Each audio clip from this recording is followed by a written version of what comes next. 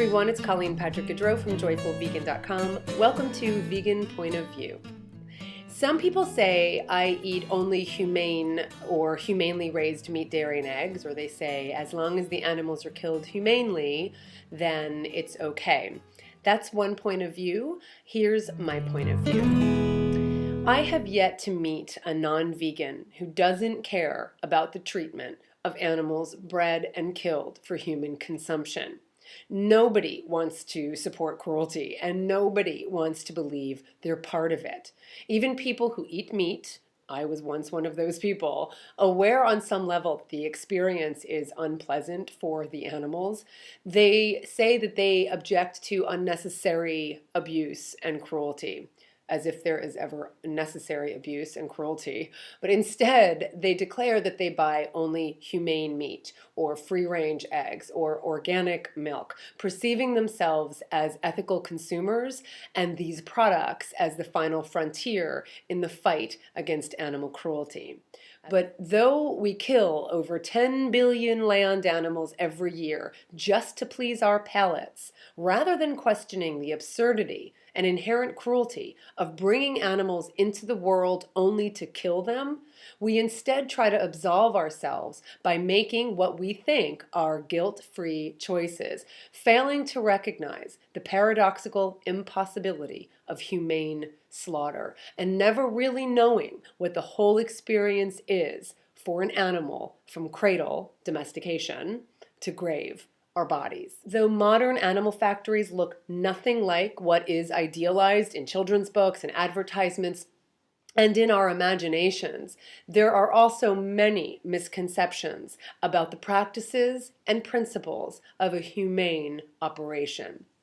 The unappetizing process of turning live animals into isolated body parts and ground up chunks of flesh begins at birth and ends in youth, as the animals are babies when they're sent to slaughter, whether they are raised conventionally or in operations that are labeled humane, sustainable, natural, free-range, cage-free, heritage-bred, grass-fed, or organic. Relative to their natural lifespan, most of the animals are slaughtered when they're still babies, as illustrated in this graphic, which you can find and print at joyfulvegan.com. Here are some examples. Male calves from the dairy industry are killed between 1 day and 24 weeks young. The lifespan of a bull is 15 to 20 years.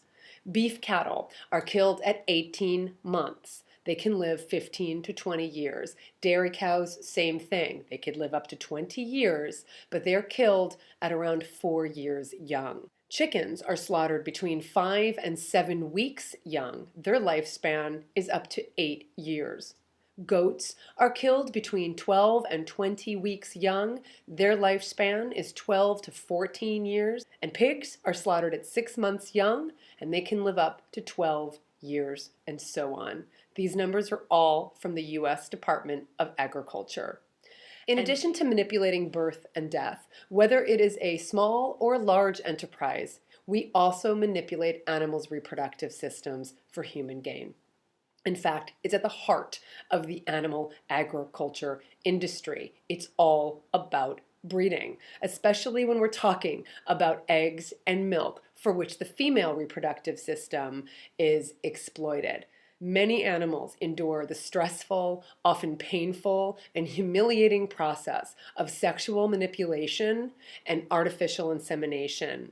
The keeping of male studs, the stimulation of the genitals, the collection of semen, the castrating of males, and the insemination into the female are not exactly on people's minds when they sit down to dine, but that's what our dollars are paying for.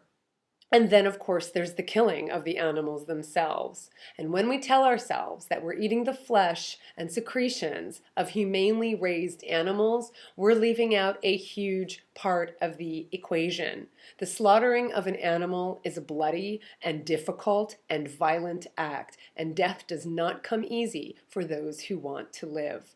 The fundamental problems we keep running into do not arise merely from how we raise animals, but that we eat animals. Clearly we can survive and in fact thrive on a plant-based diet. We don't need to kill animals to be healthy.